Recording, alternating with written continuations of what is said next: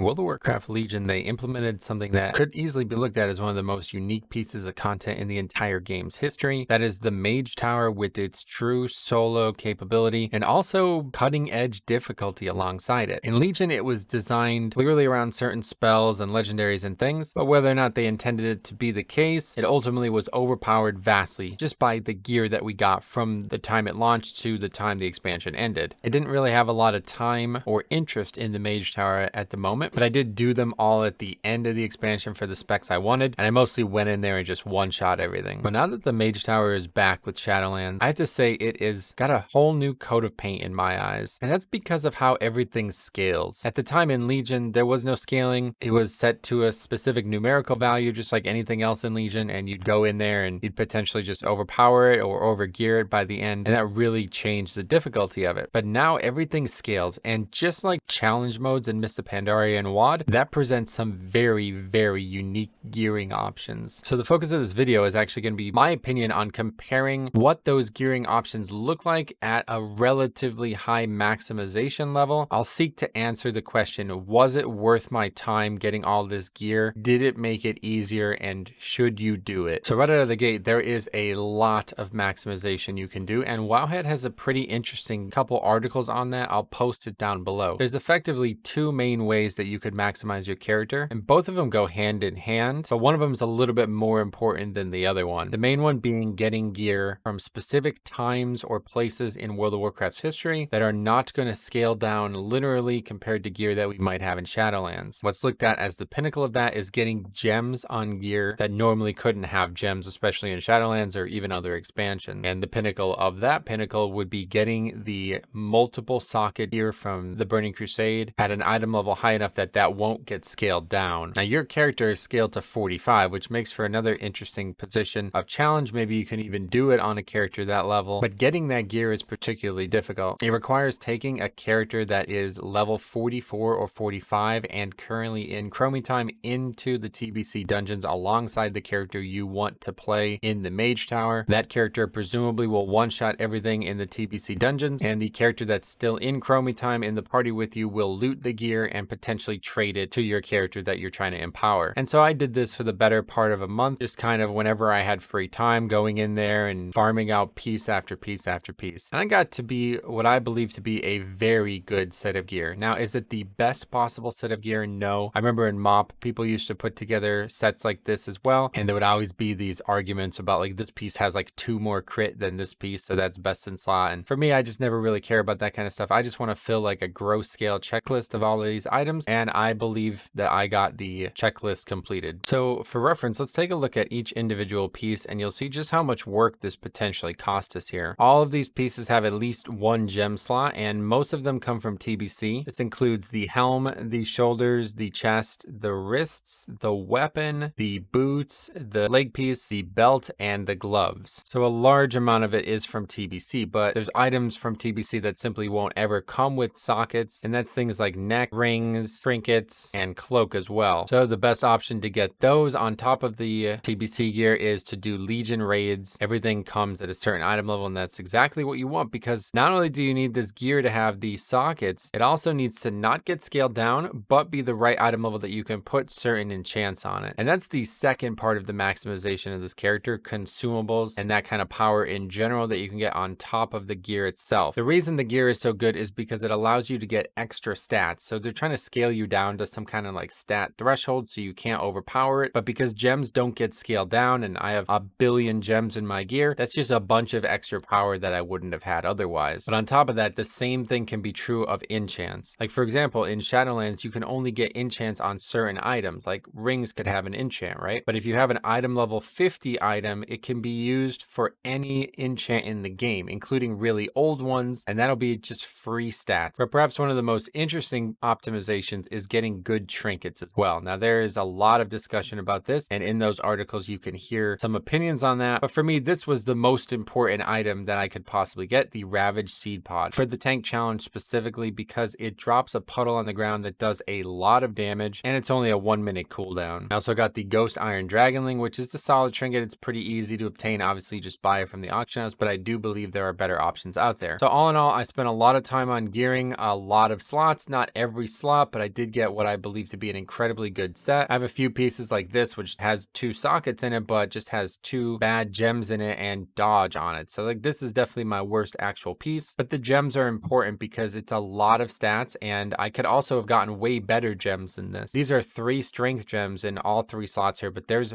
much higher than that. You can get 4 strength as well, and then there's items like this that you can only use once on a character that you'll want to consider using as well. So all in all, this character was my main, and I had a lot of funds to use on it, but I spent probably well over 25k just getting all the gems and enchants for this character, and then a fair few hours actually running the content. What I did not do was get things like scrolls and flasks and food from these specific expansions that would also be beneficial, because that was just going to get too cost prohibitive. So there was even more optimization that I can do, is the point I'm trying to make. Now, I have not done the blood challenge in a long time. I did do it on the PTR to test it just to make a video, but I haven't actually done it seriously since Legion. And in Legion, I think I literally went in there and just one-shot it. And the key to doing it well is very heavily focusing on the mechanics. But if you can do a lot of damage on the correct targets, then everything gets a lot easier. So let's take a look at some actual footage of me doing it, and then we'll come back and discuss how I feel about the whole process.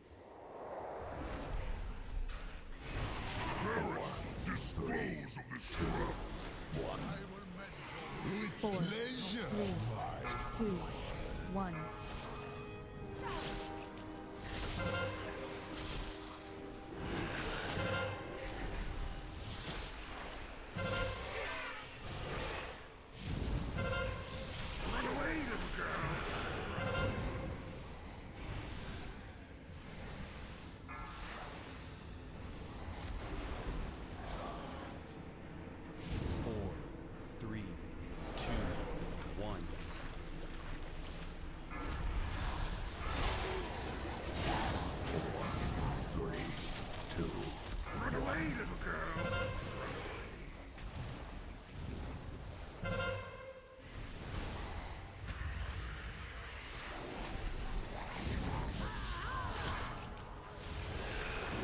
Four, three, two, one.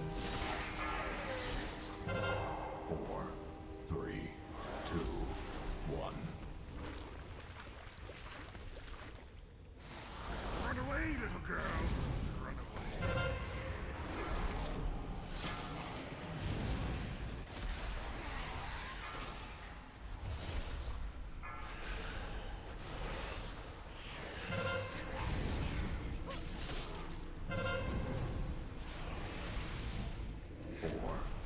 4, 3, Run away, 2, little girl. 1. Run away. 4, 3, 2, 1.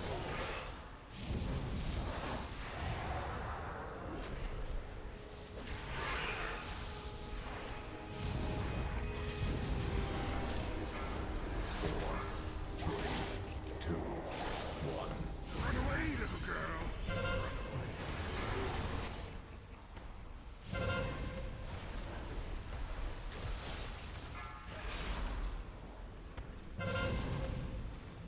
4, 3, 2, 1. 4, 3, 2, 1. Run away, little girl. Run away. Our power is infinite. Our numbers are endless. Bow before the might of the Burning Legion! We will never bow! You must stand strong, champion. Run away, little girl. Do not give up. Ha! You are all that remains. There is no hope, fools. No one is coming to save you. It is you who are alone, crew. 3, 2, Your time has come. Not possible. 4, 3, 2, 1.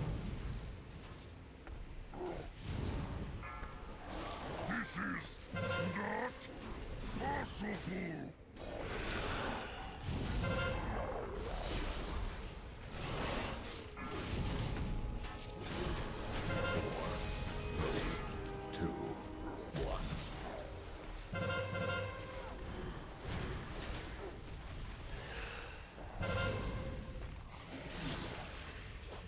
4, 3, 2, 1. So be it. You will not stand in our way any longer. 4, 3, 2, 1. He is overloading himself with power. Look out!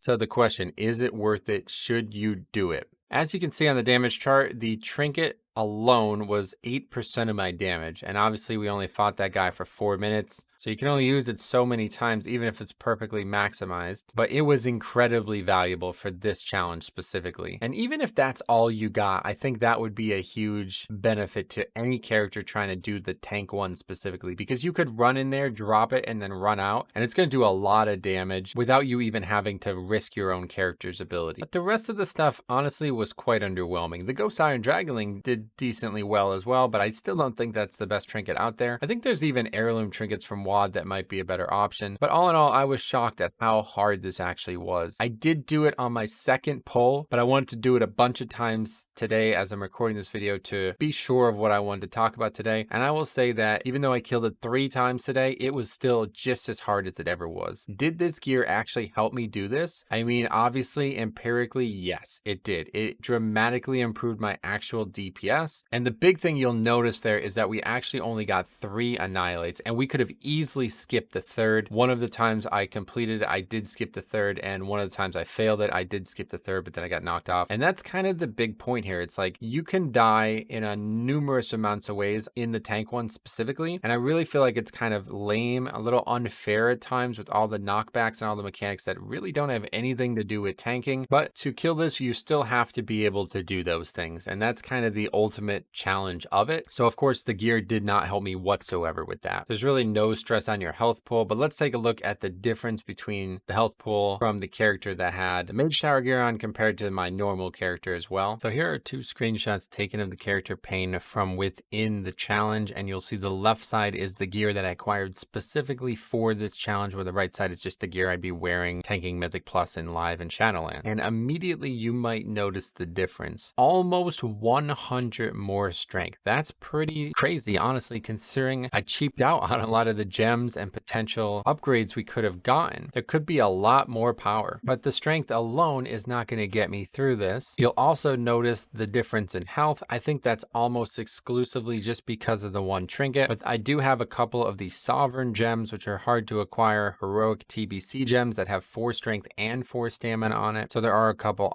other options. I think if I didn't have all of that stuff, we'd actually have way less health. But honestly, this tank challenge is really not a tank challenge. It's basically a DPS challenge, and the more damage you can do, the better. So the main difference on our stats is going to actually be the stats themselves. You'll see critical strike significantly higher than my normal gear set. Of course, critical strike, not a very good stat for Bloody K, and I think that's ultimately the reason you want to build a custom set for the Mage Tower, because there's a very good chance that you are not going to prioritize the same stats in here as you would outside. And like for outside, we're dramatically using haste right now as a Bloody K, and that's all because of the set bonus, which of course does not work in the Mage Tower. So the 27% haste I have baseline there is almost completely useless for this challenge. Doesn't help whatsoever. And you're kind of just relying on passive gains here. Like you're not really going to be able to get good damage from your rotation at times because of the way the tank one works. Also, you might notice though, 26% parry, which is sizable. I'm shocked at that myself. I don't really know what that would look like if we optimize it even more. But yeah, there was a lot of times when I felt like I just wasn't taking any damage from anything. I don't know what parry's value actually is in here, but it was just something to keep in mind and to note. So all in all, is it worth spending the money and the time getting these sets? And I'm going to tell you right now, to actually succeed in the leveling, to actually succeed in the challenge of completing the Mage Tower, no, probably not. If you're actually good at your character at the spec that you're playing, then you definitely don't need this kind of thing, especially the tank one. It just has so little to actually do with tanking that if you can just focus on doing all the mechanics over and over and over again, it just doesn't really matter matter what your survival or your actual offense is. But again, as I showed you, we actually had only 3 annihilates, could have easily only had 2, where a lot of people are comfortably surviving 5, maybe even getting a 6th at the end there. So the damage does substantially help us get through it, but it's just like in raiding where, if you have really good damage on a raid encounter, it's just going to mean you have to do less mechanics, but there's always going to be a solution almost all the time for any of those mechanics. You can still actually survive them if you don't have the damage. Now that's for the tanking one. Honestly, I think this gear set really shines on other ones because there it's only about damage, right? Like the other ones don't necessarily challenge your survival that much. They just challenge your ability to do damage. So I'm going to be testing this concept in the other specs, but Blood DK is my main and I know it the most. So I wanted to see exactly what it was going to look like on a character I'm already fluent in playing. And the seed pod especially really helped, but most of the gear,